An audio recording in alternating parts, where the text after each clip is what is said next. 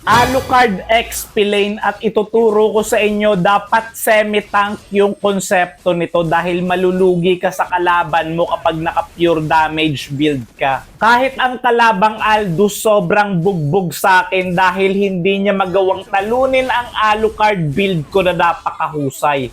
Main hero ko nga pala si Alucard kaya kahit sino itapat nyo sa akin sa XP Lane ay kaya ko talaga talunin. Hindi naman sa pagbabayabang pero ganun talaga dahil may niro ko si Alucard. Masyado ko nang binabastos si Aldous. Basta ang tatandaan nyo, War Axe kaagad ang first core item.